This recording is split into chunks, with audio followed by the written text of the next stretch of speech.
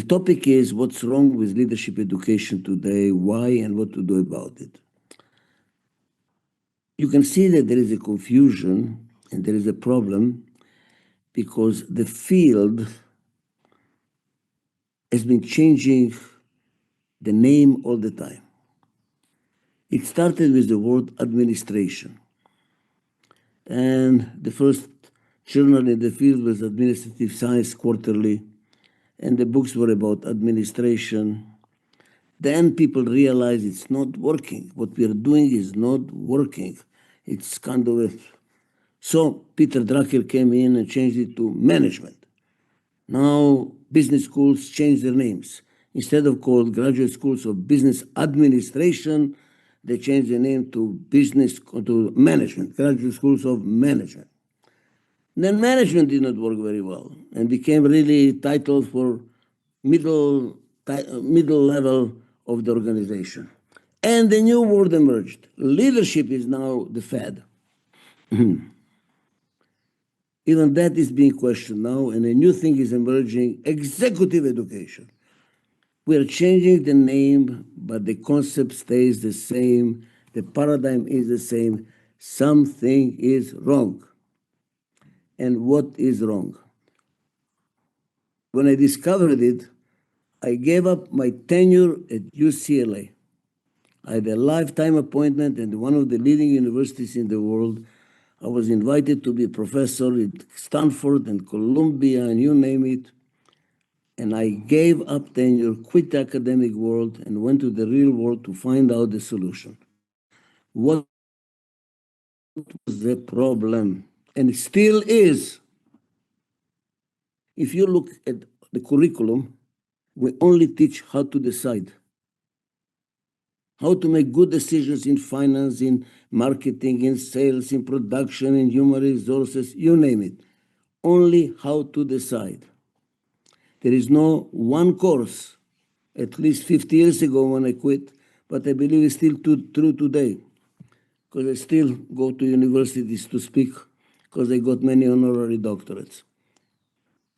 And what it is? There is no one course how to implement the decision. And the secret of success is not in the quality of the decision, it's in the efficiency of implementation. It's better to have a mediocre strategy that you implement very well than to have an outstanding strategy implemented badly. And we don't teach how to implement. By the way, there is a reason for it. If you look at the faculty, most of the faculty has very little experience managing anything. It included me. I got my high school, then the undergraduate, then I got my MBA, then I got my doctorate, then I'm a professor. What did I know how to manage? How to cross the street? I did not manage anything. So we don't understand the problems of implementation. That's why our graduates finish the education and then start giving advice what should be done. What does it mean? Many of them end up like Harvard, the Harvard graduates, end up consultants or investment banking. Why? They don't have to manage anything. They advise other people to manage. And what is involved in implementation? I have this problem now with Israel, which I'm trying to tell Israel, you have to change direction. What does it mean, change direction? What is leadership about, really? Or what you want, used to be called management, or executive, whatever word you use. It is to decide where you are, where you want to go, and how do you get from where you are to where you want to go. That's it. That's why you're leading from A to B. Why do you need to move from A to B? Because there is change. So leadership is, the essence of leadership is managing change. Otherwise, you're a bureaucrat. You're trying to make where you are more efficient. That's not good enough. You must change. Why? Because the world is changing. Like Will Rogers in America said, even if you are on the right road, if you don't move, a truck might run you over. Because the world continues changing, and if you don't change, it will run you over. You have to move. So leadership, management, whatever word you choose in your country, because the languages have problems with that, is how to change, manage change. And to manage change, you need to do two things. It's not good enough one. Both have to be done. You have to decide what to do, where you want to go, and that's called today leadership. And that's why we have strategic planning, marketing. But then you have to implement that decision. And what I found out is what makes a good decision successful will undermine implementation. And what makes good implementation will undermine good decisions. How come? Well, for good decisions, to make a long story short, again, I have 26 books. I encourage you to look at them. Just go to www.adizes.com, my bookstore in the Institute, and you will see all the books in 36 languages.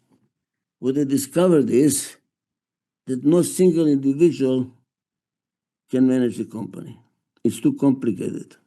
It could have been true years ago, maybe 100 years ago, or maybe less than 100, whatever, in the past, when companies were small, family-oriented, family-owned, and a single owner could manage the company. He was the owner, period. It's the end of the story. But when you now make it a multinational companies, large companies, public companies, the world is far too complicated. You cannot. You need a complementary team. Now why? Let's go over why. Because we want to change. We need to change. What do you need to be in order to change? You must be healthy. If you are not healthy and the world is changing and you need to change, you have no energy to change. The whole thing depends on energy. And if the energy gets waste to handle your disease, if you're sick, you have no energy to change. So we need healthy organizations. The first role of what we call today leadership is to keep the company healthy. And if it's not healthy, to make it healthy. First of all, how do we make the company healthy? And what is a healthy company? It's a company that's effective, gets its job done. And what is the job? To satisfy the clients. How do you know you're satisfying the clients? Are the customers coming back? If they're coming back, apparently you're doing a job. You're satisfying a need. But that's not good enough to be effective. You also have to be efficient. What does it mean? Not to waste energy. Because if you don't have waste energy, you have more energy than the competition to beat the competition in the marketplace. But that's not good enough because it's only in the short run. It has to be true also for the long run. You have to be effective in the long run. You have to be efficient in the long run. So a healthy organization is effective and efficient in the present and in the future. No single individual can do that. There are people who are task-oriented, get going, satisfy client needs. And there are people that focus on efficiency. Are we organized correctly? Are we not wasting energy? Then you need the visionary guy. The visionary person says, guys, the world is changing. We need to change. Let me tell you what we need to change in order to be effective in the long run. And somebody else says, wait a moment, are we working together? So do we have a team which makes the organization efficient in the long run? So the secret of good leadership is a complementary team. By the way, a Christian priest told me something very interesting. He says, Dr. Adizes, this is a Christian religion. So what do you mean? God is a complementary team too. The Father, the Son, and the Spirit. We need a complementary team. Go to any church. In the Jewish religion, we don't have a church, so we have something else called Hamsa. Look at my hand. All the saints are standing like this. What does it mean? What does it tell you? It's a blessing. It says, be different together. And which finger is the most important finger here? The thumb. Why? It makes a hand. If you don't have a thumb, you don't have a hand. So what is the real role of leadership? Is to build a complementary team and work on it, that they work together, because this is a blessing. This is a curse. A curse. In the past, the leader was this finger. Let's go. Do this, do that, go there, go this, go this. They point a direction and make the company together. Outdated methodology. That's why leadership training today is outdated, wrong. We have to change the direction from this finger to this finger. And by the way, here is another problem. This is masculine energy. This is feminine energy. Making a home, a house a home, keeping the family together. There is a major change from masculine energy to feminine energy. The future is in feminine energy. I didn't say women, I said feminine energy. Hear more, talk less, rather than big mouth, small ears. There is a paradigm shift that needs to happen in order to lead change effectively and efficiently. And we don't teach that. We are teaching this, how to make good decisions. Implementation, goodwill. Now, what do you need for implementation? You need to coalesce, bring together the different interests that impact the implementation. So ask yourself, who do I need to implement the decision? Whom do I need? First of all, you need a person that has the authority to decide that the decision is a good one. Then you have to incorporate, mobilize, integrate those that have power. What is power? Those that can undermine the implementation of the decision. Because people that row the boat don't rock the boat. So who can rock the boat? Bring him in, integrate them so they do not rock the boat. And then you need also people that have knowledge about the subject, because many times the people with authority don't have knowledge. And people that have power have no authority and no knowledge, and they're just rocking the boat. And those that have information and knowledge have no authority and no power. Bring them together. Now, where is the problem? To make good decisions, we need a complementary team. Complementary team means different styles. The doer, together with the administrator, organizer, together with a visionary, and together with a people-oriented integrator. What's going to happen when they get together? There is going to be conflict. Why? Because they don't even understand each other.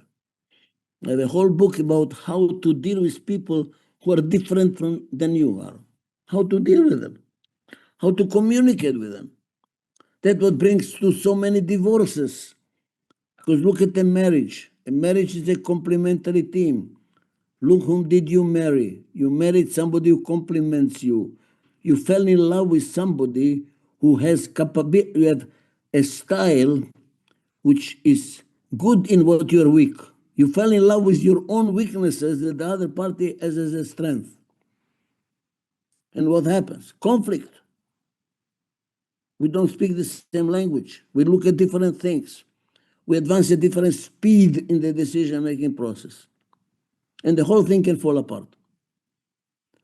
In order for it not to fall apart, what do we need? Mutual respect. What is mutual respect? I respect your difference of opinion. I respect your difference of judgment. Doesn't mean I have to do what you say, but I want to learn from you. Why? Because I'm going to learn from you. And we learn from each other and we make a better decision. That's called mutual respect. If there is mutual respect, the conflict exists because we are different. We think differently, but it is constructive and we make better decisions together. If there is no mutual respect, we will fight and get divorced, and we are wasting a lot of energy inside the system and not enough energy available to fight the world. What do you need for implementation? Common interest of the interested parties that have an interest in the implementation of the decision. But they are also in conflict. Why? Because they have different interests. Now, how do we solve that? You have to create a climate, an orientation, a vision, that they see there is a common interest in the future. We have a goal we are trying to achieve in the future. Right now, we are in conflict between ourselves, but there is a bigger goal in the future. Like so many families do not get divorced because they have children. So we have a different goal beyond ourselves. When will that happen? When there is mutual trust. When I trust that I will cooperate, although it's against my interest, because I trust you that you will do the same. If there is no mutual trust, implementation doesn't work. If there is no mutual respect, decisions do not work. So what makes a company healthy? A culture of mutual trust and respect. And if you look at my books, please, I encourage you to go there, please. It took me 50 years to develop this methodology. Tested in 67 countries so far, in any industry, companies of practically any size, because I wanted to be sure it works. And after I tested it, I trained people all over the world to practice it, and they can produce the same results like I do. So I know that I have something beyond my own charisma or whatever. So it is a transferable methodology and tested, and they produce the same results. And it's also documented. Unfortunately, badly. What do I mean badly? There was a company in Greece. There was a big financial crisis there. The country was in deep trouble, and the company that was applying Adizes was flourishing. And Harvard got interested. How did it happen? They invited him, and they wrote a big case about this company. However, that's why I said, unfortunately, Harvard has a policy not to promote or not to mention consulting companies, and they refused to give Adizes Methodology the credit. And there was another company in Mexico, family business, family fighting, father fighting with the children, brothers fighting each other, company in trouble. They applied this methodology, created a culture of mutual trust and respect. The company went, wow. Harvard got interested, wrote a case, again, would not give credit to Adizes. But what I'm telling you is, it has been documented. There is a video, I encourage you to go to the YouTube. It's called FRISA, F-R-I-S-A, documentary about the company applying Adizes and what happens there. An incredible culture. People go to work, love to go to work. They don't want to leave the company. Competition offers them more money, they don't want to leave because they love where they work. So, the secret of success is mutual trust and respect. And that is the role of the thumb, you see? To create and nurture. You have to nurture because it easily gets destroyed. Because of change and conflicts, and it gets destroyed. Is to create and nurture a culture of mutual trust and respect, for which the leader has to work on it. It has to build it and to nurture it. What kind of a leader can nurture and build mutual trust and respect? A leader that is himself or herself trustworthy and we respect. So what makes a good leader? It is not what you know, because what you know will get obsolete very fast. it will get obsolete very fast. What makes you a good leader is not what you know, but what you are, what kind of a person you are. And that's what we don't teach. And by the way, you cannot teach. What you have to do is encourage and nourish and develop. Are you trustworthy? You cannot teach how to work with mutual trust and respect, how to listen to each other, how to learn from each other, how to make decisions together and to feel good about it, and then how to develop common interests. Trust. This is the secret of success. And by the way, I want to read, I'm afraid I'm going to end up with no time here. Look, I quit the university for that because we don't teach that. How did it happen? I was a professor at UCLA. Some companies asked me to do consulting. I wanted to make some more money. I went to consulting. I wrote a report what the company should do. Everything that I'm teaching at the university, I applied. A beautiful report. Everybody told me I'm right. And nothing happened, which is true for McKinsey and the other companies. They're all in trouble because they take a lot of money and the implementation is questionable, which means there's a problem of implementation. And then I could not find any literature about it. I looked at the curriculum. Nothing exists. We don't teach. I quit the university and went to develop it. How? Trial and error. Trial and error. How many times I failed, you wouldn't believe it. But every time I failed, I learned. And I wrote it down, and I wrote it down, and developed this Adizes methodology. Then we trained all over the world people to apply it. And by the way, if you're interested, let me know what country you're from. I'll give you a name of a company in your country, and you can research it. And here you have an opportunity to research and publish articles about how to manage change successfully and correctly. And I also work with 6 prime ministers around the world, trying to see if I can help on a national level.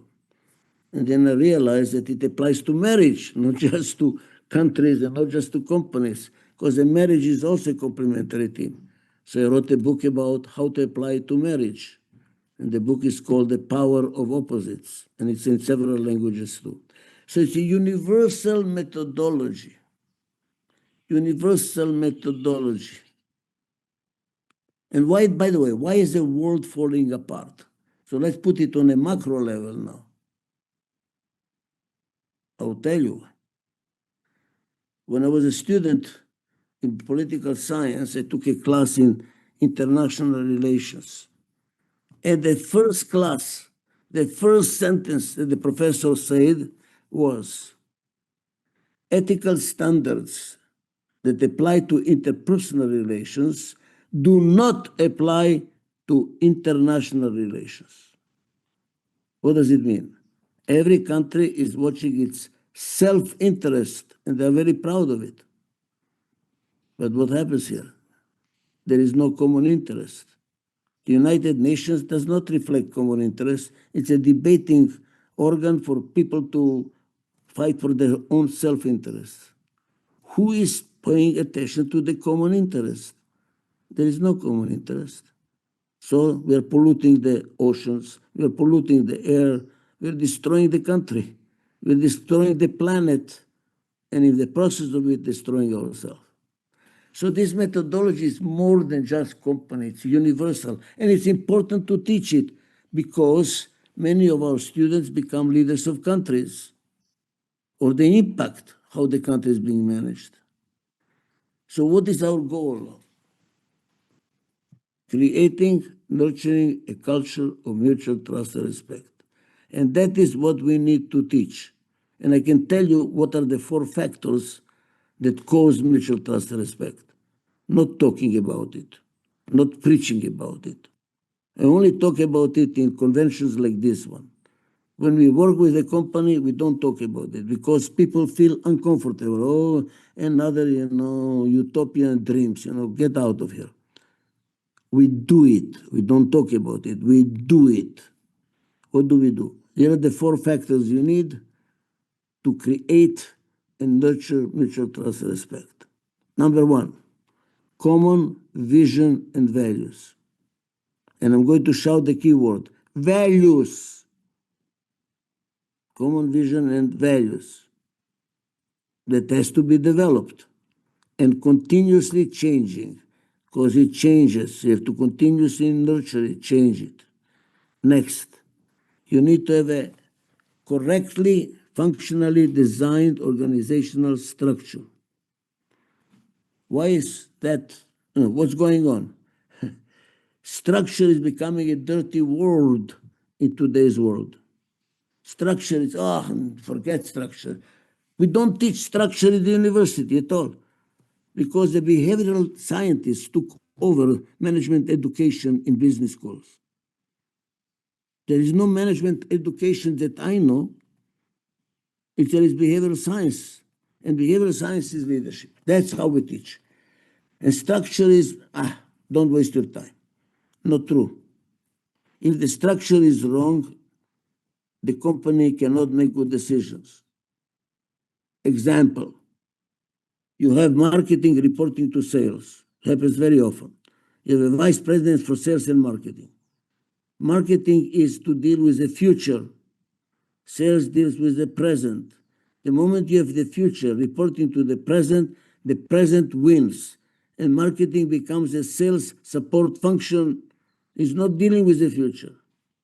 And then they have engineering reporting to operations, to production. And what happens? Engineering should be dealing with change. Production deals with today producing results. And what happens to engineering? It's called engineering, but what is it doing? Maintenance. So when you look at organizational structure, marketing reporting to sales, engineering reporting to production, and finance and accounting together. Finance should be dealing with the future. Accounting reports to you about the past. Who wins? Past. And what happens? Look at that organization. It's not changing. It's not dealing with change. And then they talk about innovation, but the structure is not structure for innovation. So they hire a poor bastard from a business school and put him in charge of strategy. And the poor guy is smoking a lot, drinking a lot, nobody listens to him. And writing reports and nobody pays attention to him.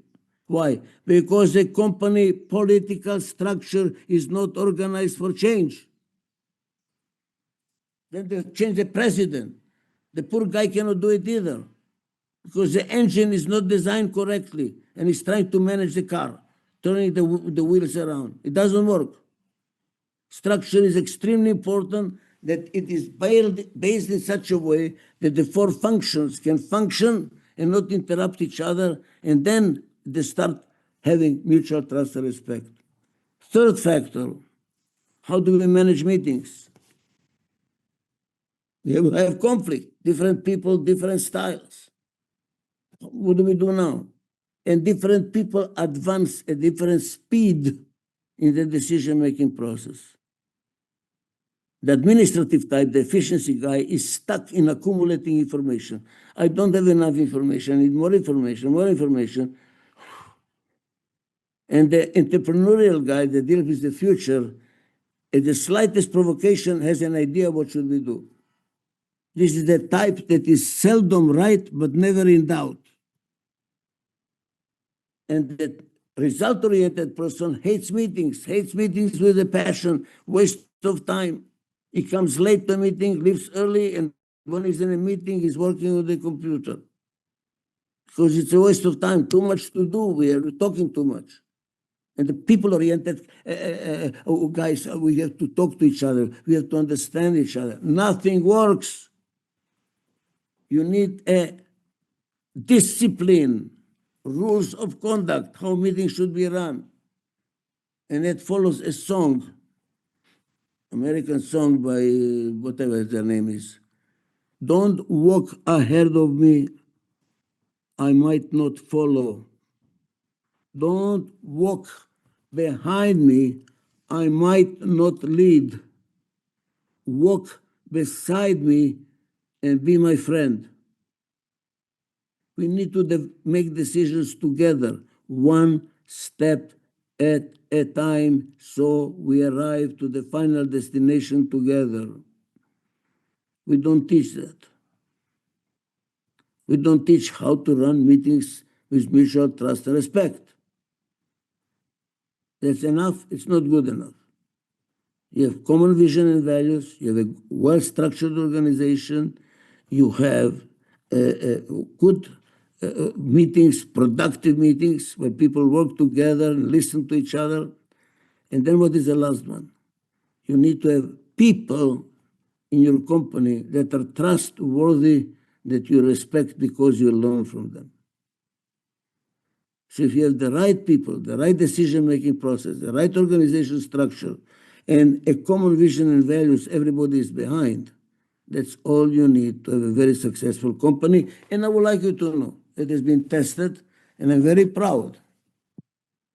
We took a company from South Africa from 5 million, and I will give you the information. And I just got it was 47 years ago that I worked with them. Today, the company is 21 billion. They're in the glass business, the shutter, whatever it's glass for cars, all over the world. Wonderful, a company in the United States, Fiji Water, they have 60% of the pistachio market, the pomegranate, okay. The company was 12 million.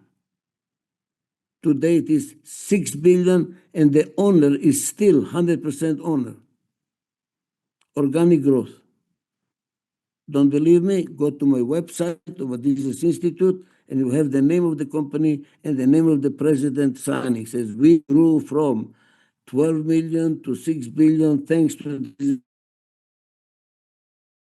Domino Pizza. When we took it, it was almost bankrupt, 150 million. When he sold the company, it was 4 billion. And he still owns 100% of the company. And he gives us credit in his book, The Pizza Tiger. Which other companies? Many. Salinas from Mexico, from 250 million valuation to 15 billion valuation, thanks to the Adizes methodology. It works. Now that it works, we tested it. How do we test it? It's not enough.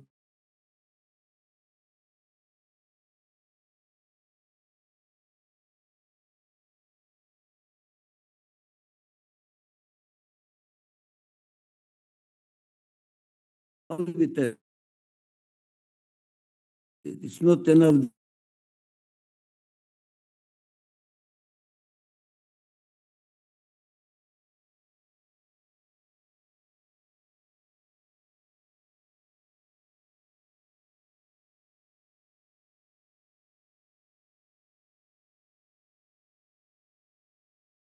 Syllabi, share exercises, share experience in teaching, whatever the heck it is, so we can change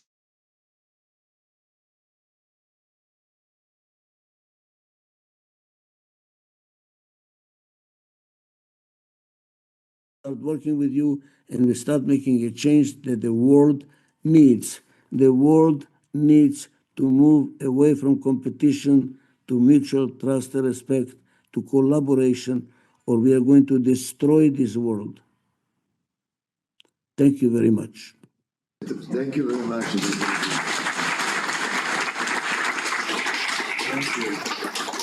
Thank you. Wait. One thing more, Milanko, one thing more. Sure. Do you know how he discovered this mutual trust and respect? Well, I told you, I reminded you. No, that is Vukadinovich talked about it. Yes, Basically, yes. Jewish. Let me tell you, this is important because Okay, the okay. convention is in Belgrade. So I want to tell I you, know the story, yes. I want to give no, there is more to it.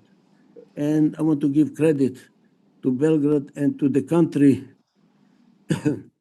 When the Slovenian television interviewed me, I was born in that country.